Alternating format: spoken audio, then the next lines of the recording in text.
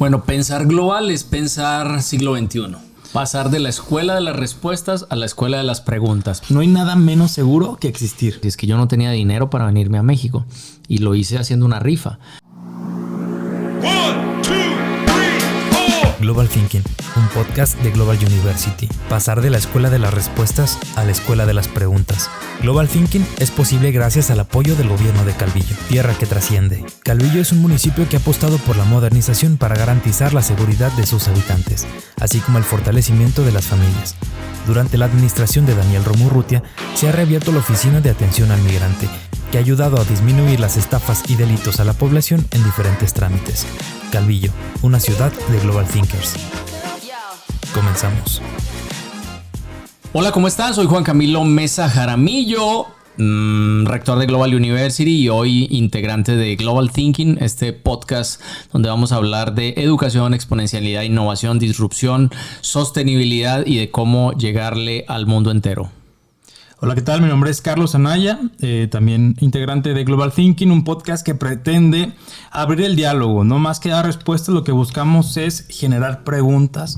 Yo creo que eso es muchísimo más importante y esperamos pronto poder traerles personas y seguramente de gran trayectoria con mucha capacidad para contarnos qué es lo que está sucediendo en el mundo, porque ya no basta con saber qué pasa en la localidad, qué pasa en mi colonia, qué pasa en el país, es importante entender qué es lo que está sucediendo en el mundo, ¿no? Pasar de la escuela de las respuestas a la escuela de las preguntas. Vamos a saber a cómo enseñarnos a preguntar, a quitarnos eso de que el que pregunta es tonto y es el de la clase el que te decían, ya no preguntes que nos vamos al recreo. Yo creo que sí hay que formarnos más como preguntones, pero buscando un objetivo. Porque si no, al final esa ignorancia se queda con nosotros y si no nos animamos a hacer preguntas tontas, entonces no vamos a poder evolucionar, ¿no? Y eso creo que lo que nos ha pasado mucho en México, no nos hemos atrevido a cuestionar, a preguntar un montón de cosas tan fácil, ¿no? Nadie es capaz de pararse enfrente de Palacio y pedir cuentas y preguntar qué está pasando con mis impuestos, qué pasa con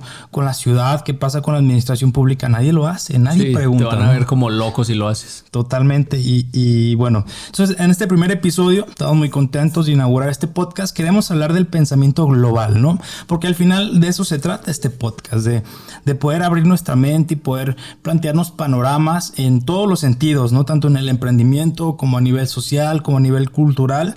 Pero de una manera global, de una manera que pueda impactar el mundo, porque hoy no hace falta viajar para impactar el mundo, ¿no? Las redes sociales nos permiten tener ese nivel y esa capacidad de comunicación para poder trascender las fronteras. Entonces yo te preguntaría a ti, Camilo, yo creo que tú eres un experto en el tema, ¿qué es el pensamiento global? Bueno, pensar global es pensar siglo XXI. Yo creo que eso es lo más importante. Hoy, mientras más pequeño sea tu pensamiento, si digamos, yo quiero ser arquitecto y si solo veo los edificios que hay en el trayecto de mi casa a la universidad y de la universidad a mi casa, eso es un pensamiento local.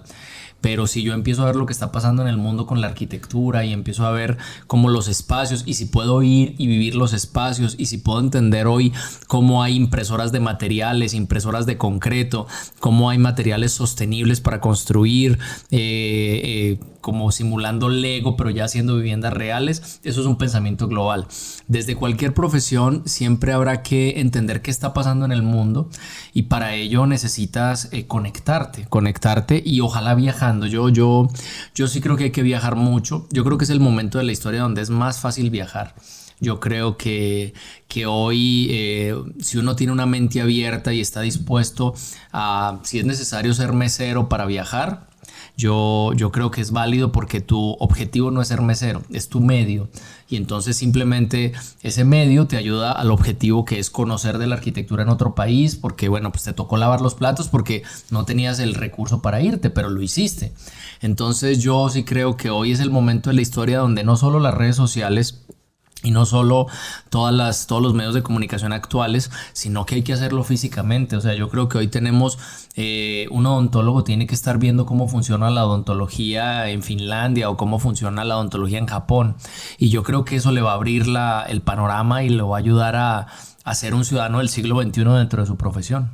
Yo creo que a veces el no poder viajar y no poder tomar un avión, porque a veces, aunque sea muy accesible, hay personas que no tienen esa posibilidad.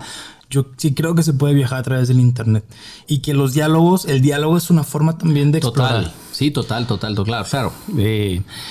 Las redes y todo son muy potentes, pero no hay como el tocar, oler, si hablamos de arquitectura, el sentir, el atravesar, ¿no? Yo creo que eso es muy valioso, pero por supuesto que si hoy no puedo tomar un avión, necesito conectarme y conocer lo que está pasando en el mundo entero. Ahí entra una de las habilidades más fuertes, que es el idioma. O sea, yo sí creo que hoy necesitamos hablar inglés. O sea, eso, yo sé que hay facilidades y hay traductores y las páginas te abren en tu idioma, pero yo creo que eso te facilita mucho, ¿no? La socialización, el tener un idioma de que compartan las personas que socializan es muy importante. Eso es valiosísimo y justo era lo que quería llegar, ¿no? Porque si bien podemos poner un montón de excusas y verdaderamente podemos creérnoslas y justificarnos con una cantidad de excusas, pero ok, no puedo viajar por la razón que tú quieras, hasta físicamente, no sé, tengo algún problema o tengo que me dan miedo los aviones. O me dan miedo los aviones, ¿no? Bueno, si no puedo viajar, pues aprender a comunicarme y a dialogar con las personas que están en el otro lado del mundo es vital, ¿no? Y entonces tengo que prepararme para eso, y eso es parte de tener un pensamiento global. Ahora, a veces también los jóvenes, y es importante, siempre aquí vamos a hablar de los jóvenes, porque si bien todos somos importantes y los adultos son importantes en esta nueva avance generacional y de desarrollo y de pensamiento global, la batuta ahora les toca a nosotros o a ellos, pues, hablando de un grupo.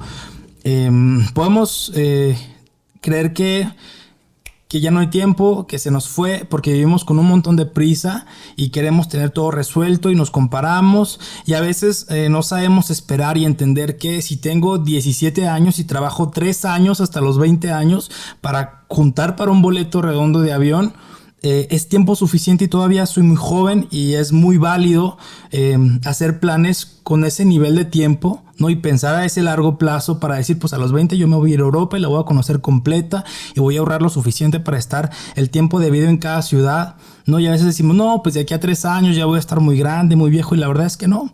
La verdad es que debemos de aprender a valorar la juventud desde el año 1 que comienza, ¿no? Será por ahí de los 15 años, a lo mejor que uno empieza a ser más independiente, hasta los 30 que se considera la edad de juventud, ¿no? Y decir, ok, con estos 15 años de joven, ¿qué es lo que voy a hacer? Y dejar de pensar con ansiedad y de creer que el tiempo se nos va, y empezar a resolver.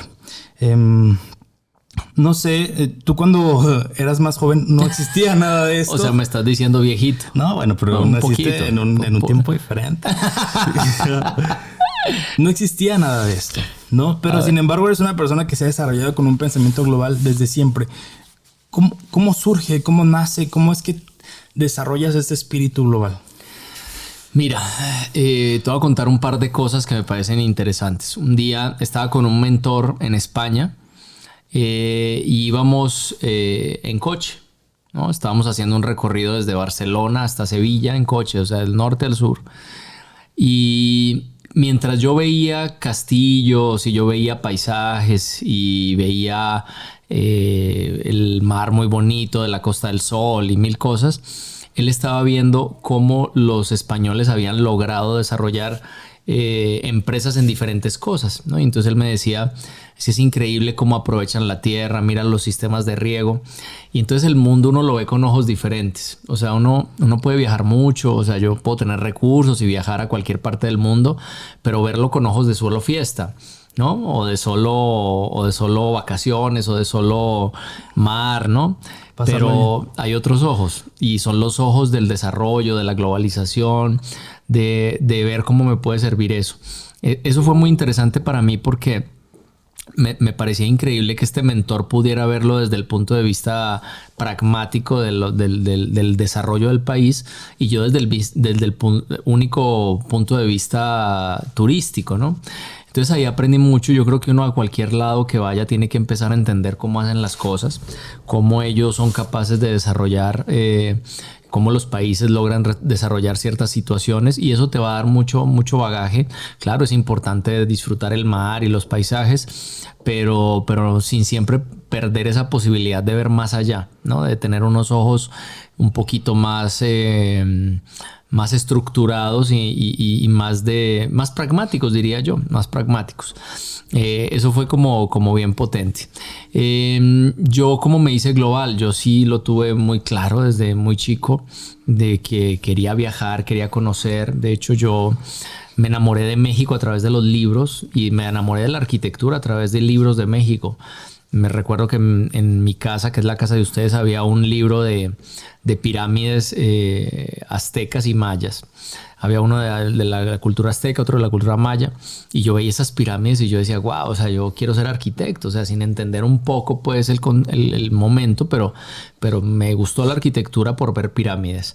Y terminé viniéndome a México, y recuerdo, siempre cuento esa historia en mis pláticas, y es que yo no tenía dinero para venirme a México, y lo hice haciendo una rifa. Y es una historia muy chistosa, es que le pedí a todas mis exnovias que me ayudaran a vender boletos de la rifa, que era en ese momento, eran 2 pasajes a San Andrés, que San Andrés es una isla muy bonita en Colombia, así con una arena muy bonita, y entonces así lo hice y así llegué.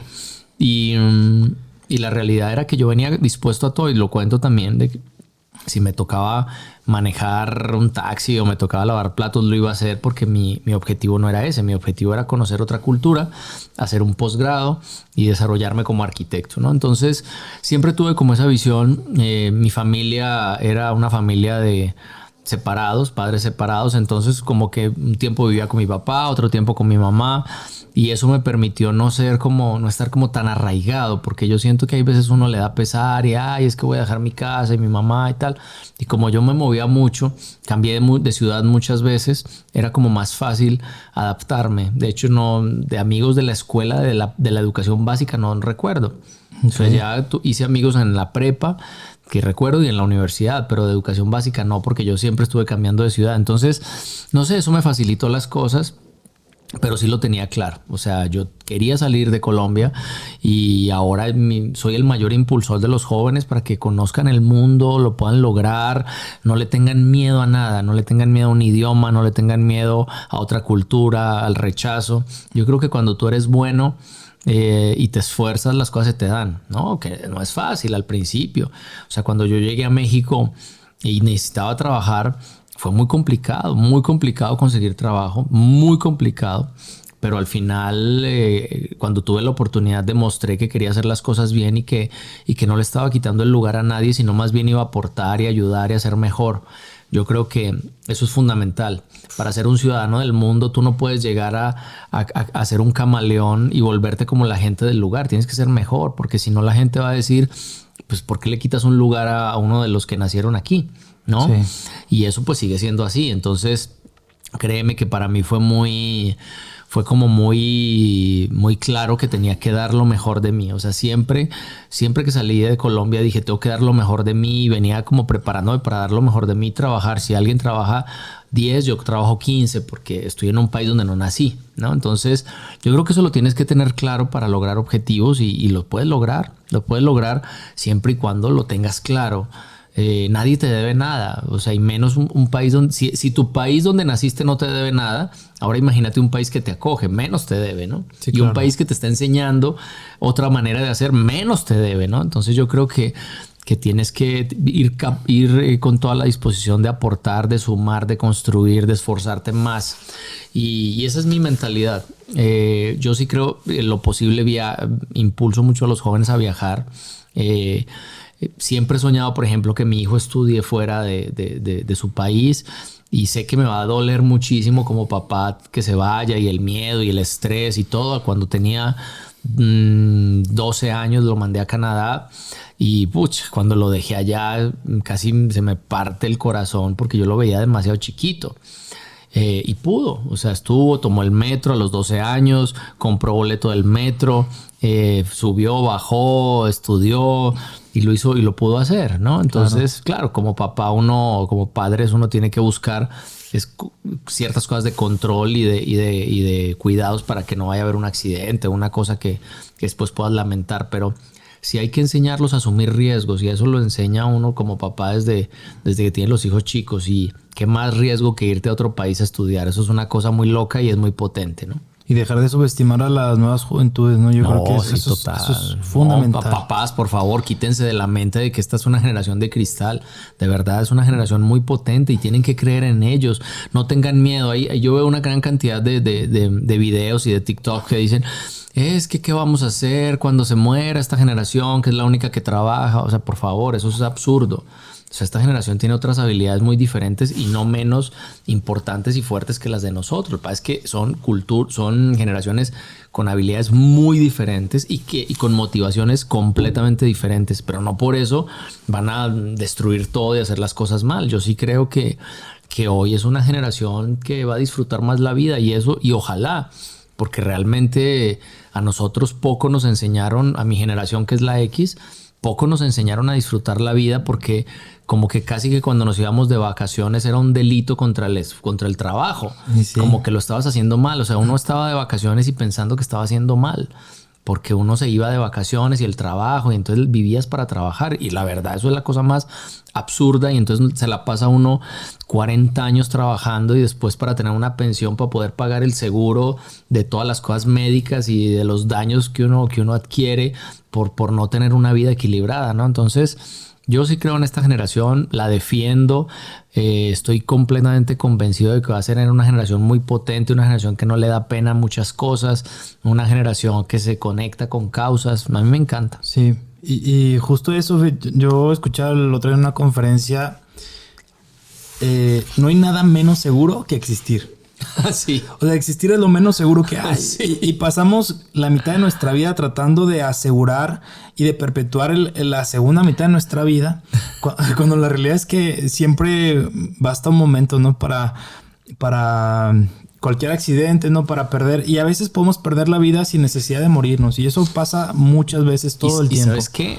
Nos pasa, y le pasó a muchas generaciones, y no precisamente las actuales, las anteriores. Ahora, siempre criticamos la tecnología. O sea, los generaciones X, los baby boomers, un poco millennials más viejos, es que los chavos estaban conectados a la tecnología todo el día.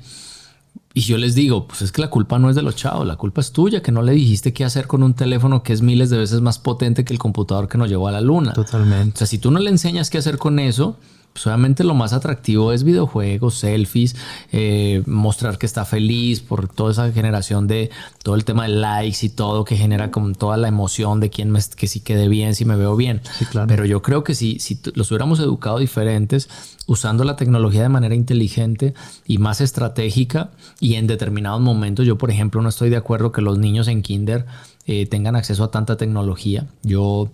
Yo ahí creo que tienen que usar más cartón, más papel, más crayolas, más muros, Totalmente. más arte, más pintura y menos tecnología. Creo que a partir de primaria hay que dar un uso racional de la tecnología, y ya cuando llegan a usar un teléfono, un iPad, los papás deberíamos enseñarles qué hacer con eso. O sea, cómo construir un podcast, por ejemplo. Cómo hacer un programa de radio donde en un podcast la familia cuente su historia, por decir algo, ¿no? Y entonces ellos van a ver que a través de un teléfono se pueden hacer otras cosas, ¿no? Que eso es muy poderoso, porque yo he escuchado muchas críticas como ahora todo el mundo tiene un podcast, y yo digo sí, y qué bueno. Claro. Por dos cosas. La primera es que democratizamos la comunicación. Totalmente. Y entonces podemos abrirnos si quiero nuevas ideas. Y dos, el simple hecho de que una persona se siente frente a un micrófono a verbalizar sus ideas es sumamente poderoso, porque te capacita con dos habilidades muy poderosas. La primera es aterrizar las ideas, y eso tiene un valor en la vida que es totalmente importante, ¿no? Aprender a lo que estoy pensando, cómo lo estructuro al hablarlo, ¿no? Ya me obliga a darle una estructura. Y la segunda también a dialogar y a comunicarnos, ¿no? Entonces, a mí me parece fundamental. Si antes no nos comunicábamos a través de videos, de TikToks, pues era porque la tecnología no lo permitía, pero hoy sí lo permite, y la mejor manera en la que podemos mandarle a alguien un mensaje pues es a través de una imagen, a través de un video. Y fortaleces ese concepto de prosumidor. O sea, estás produciendo contenido que puede ser muy valioso y le puede ayudar a mucha gente. Entonces eso siempre va a ser valioso. Fíjate que hace un mes conocí a una de las personas de las cuales yo soy más fan, que es Sugata Mitra. Y Sugata Mitra es un indio, lo comenté la otra vez, y es una persona que trabaja para la Universidad de Newcastle. Y él dice que hoy a los niños y jóvenes debemos enseñarle 3 cosas con la tecnología. Lo primero es a buscar información. O sea, saber buscar información. Eso Bien. no lo enseñamos, de verdad. Sí, o sea, no. un niño puede tener acceso a una página de cosas muy valiosas o de pornografía o de daño o de muerte o lo que sea. Sí. O sea, realmente ellos no tienen hoy la habilidad de saber qué es cierto y qué no. Claro. Parten de que todo lo que está en internet es verídico y eso es muy delicado. La segunda cosa que hay que enseñarles es decantar esa información. O sea, cómo generar un embudo donde lo que es valioso es lo que pasa y lo que no se desecha. Y la tercera cosa, y eso lo dice Sugata Mitra y lo fortalece mucho, es cómo comunicar esa información. O sea, no es una información que simplemente hoy yo la adquiero para vomitarla en un examen. Es cómo esa información me puede ayudar para construir nuevas cosas. Entonces, esas 3 cosas, si tú ves, difícilmente están en una currícula académica en México. Totalmente. O sea, no, los niños no saben eso. Entonces consideramos que ya tienen una computadora y pueden entrar a todo y pueden encontrar todo. Y no. Claro, porque hasta incluso las maestrías tienen esta materia que es investigación y, y abordan todo menos la investigación del siglo XXI, ¿no? Que es cómo consigo información hoy en día, lo fácil que es, dónde y cómo encontrarla y cómo aprovecharla. Y estas 3 cosas que comentan son... Yo tengo una amiga que está ahorita terminando su maestría en optometría y dice, ¿en qué momento decidí adentrarme en la investigación? Dice, es complicadísimo, es súper tedioso y no tiene que ser así. Entonces, yo creo que sí es importante cambiar las formas en las que nos adentramos, porque incluso el hacer una llamada, el realizar una entrevista es una forma de investigar y es igual de valioso. Y está tan potente eso y a la vez tan grande y tan maravilloso. Hay un buen amigo investigador colombiano me acaba de comentar que está trabajando con una inteligencia artificial que tú le das cualquier video, cualquier libro, cualquiera, y te saca un resumen de lo más importante en menos de 5 segundos.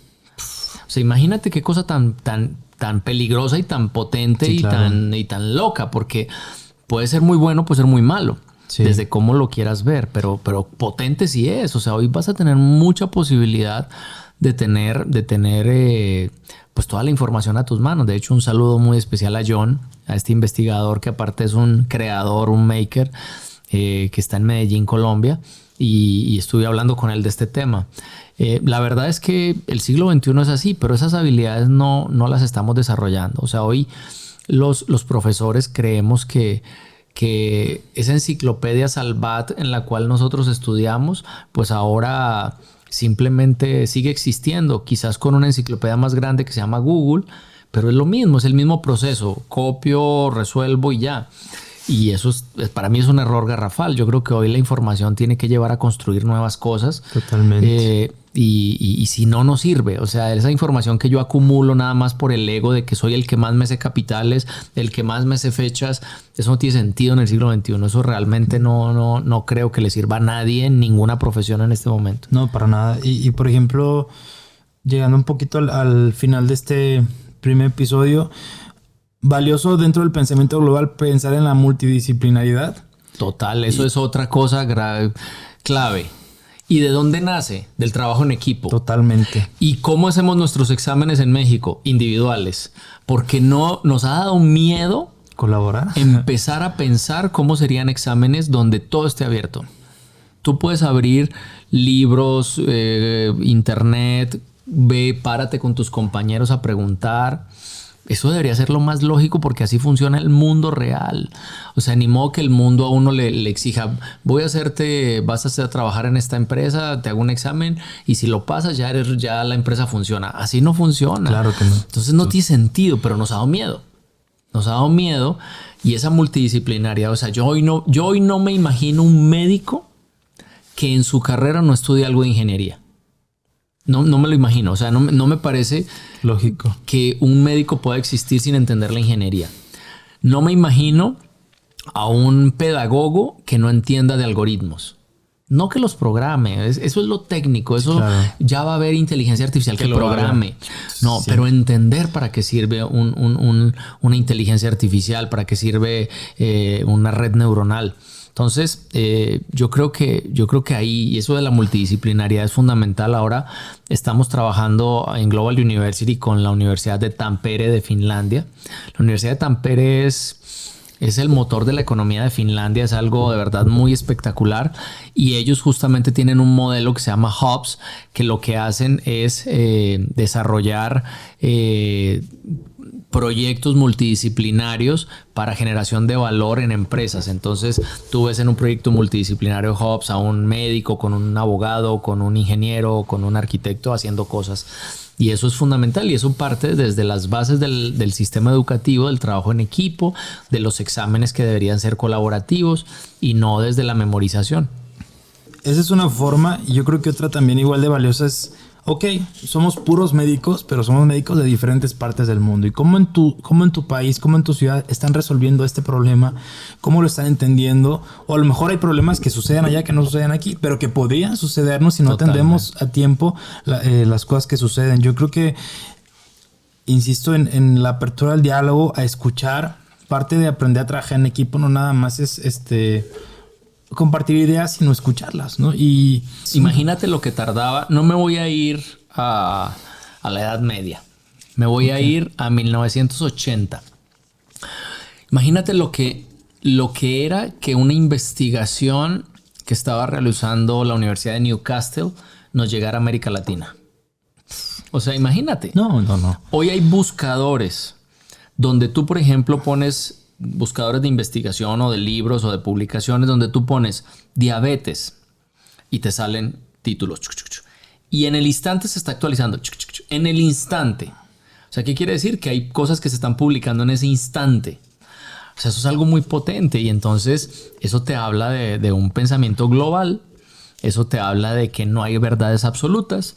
Eso te habla de que el profesor ya no puede pensar que lo que él sabe en su mente es la única verdad, porque hoy un joven con una mediana capacidad y habilidad para buscar de manera ordenada información en internet te dice: lo que tú dices, profesor, no es cierto, porque mire esta fuente que dice esto y hay otra manera. Entonces ese profesor todopoderoso hoy tiene que ser humilde, tiene que ser una compañía. Yo me quedo con su gata Mitra. Él dice que él cree mucho en un programa que tiene que se llama La Nube de las Abuelas. Órale. Y la Nube de las Abuelas es que pues cuando uno llegaba con la abuelita y uno llegaba con un dibujo súper feo, la abuelita decía: ay, qué lindo, hijo, eres el mejor, mira qué hermoso. Y esa motivación, él lo tiene medido, o sea, no lo dice por decir. Ha hecho mucha investigación, no solo en la India, sino en Inglaterra, en diferentes niveles socioeconómicos, cómo esa motivación genera un mejor desempeño de los estudiantes. Entonces, un profesor tiene que ser una nube de abuelas. Motivando, un profesor que le interese la persona, que le interese el joven que ve solo, que ve triste, que ve preocupado, que se sepa el nombre. Hoy ese profesor todopoderoso que llega y se para y dice cosas y todo el mundo se las tiene que creer, eso creo que cada vez está más mandado a recoger. Y hoy es otro tipo de profesor, y ese profesor es el que conecta para que los estudiantes tengan otro desarrollo. Sí, y entender también en esta parte global el fondo, ¿no? O sea, porque estas son las formas, ¿no? El fondo yo creo que lo tenemos que tener muy claro. Somos parte de un mismo planeta, o sea, habitamos un mismo planeta, y deberíamos de entender el mundo como tal, como una sola sociedad, ¿no? Y como un equipo que tiene un mismo objetivo, que es el bienestar de los seres vivos de este planeta, ¿no? Hablando plantas, hablando animales, la conservación de nuestros minerales y de nuestros recursos. Entonces, un poquito dejar de pensar en fronteras, que a nivel de administración y de organización funciona, que existan las naciones, pero entendernos todos como parte de un mismo equipo. Yo creo que eso es fundamental. Eso es bien complicado porque hoy tenemos, o sea, todo el tema de las desigualdades y el racismo. A mí me parece bien difícil. O sea, estaba en estos días viendo una serie de Netflix y ver cómo todavía puede haber discriminación de color, de raza. me parece muy complejo porque es un desconocimiento total de la ciencia. O sea, yo no puedo creer que alguien en el siglo XXI piense que una persona tiene menor capacidad intelectual por ser de un tipo de piel. O sea, eso me parece... Es absurdo. Me parece muy doloroso, primero. Y segundo, completamente estúpido. O sea, eso no tiene ningún pies ni cabeza, ni tiene ninguna lógica. Pero pasa y es algo que contra lo que tenemos que luchar. Yo creo que ese planeta, pues digamos que uniforme en el sentido de que no tenga fronteras, y sería el sueño ideal, o sea, de poder valorar a la gente siempre, sin importar su religión, sus ideologías, sus pensamientos, pero no se da. O sea, creo que hoy de hecho traemos una corriente desde hace algunos años de volver a las divisiones. O sea, hoy creo que esos nacionalismos hacen súper daño, de cerrar fronteras y tal. Los países tienen sobre todo los países que reciben inmigrantes, tienen sus justificaciones, ¿no? De que tienen que cuidar el trabajo para su gente, una gran cantidad de cosas, ¿no? Y es un tema bien complejo en el cual podríamos sentarnos a hacer todo un podcast, pero es muy lamentable que haya este tipo de discriminación en pleno siglo XXI, donde la ciencia ha demostrado que las capacidades las podemos tener todos por igual. Sí, no, y las tenemos, ¿no? Entonces, pues nada, la invitación yo creo que sería esa, ¿no? En este primer episodio a abrir nuestra mente, a atrevernos a pensar de una manera diferente, y esperemos que a lo largo de los episodios de este podcast podamos irnos acompañando y evolucionando en ese pensamiento global, y adquiriendo también nuevas herramientas y habilidades que nos permitan trabajar para así desarrollar una mejor sociedad, no fuera del romanticismo. Si hay muchas cosas que pudiéramos estar haciendo y no las estamos haciendo, pero no estamos tarde, no siempre es tiempo para poder cambiar. Y lo tienes que hacer desde tu posición de estudiante, de alcalde, de gobernador, de secretario, de educador, de padre de familia, de hermano. O sea, realmente tenemos que entender que nuestra posición, la que sea, puede fortalecer y sumar. Totalmente. Pues muchas gracias por escucharnos en este primer episodio. Pueden seguirnos en redes sociales como We Are Global Thinking. Y en tus redes. En todas las redes mías como Juan Camilo Mesa Jaramillo. Acuérdense que mi mesa es con S.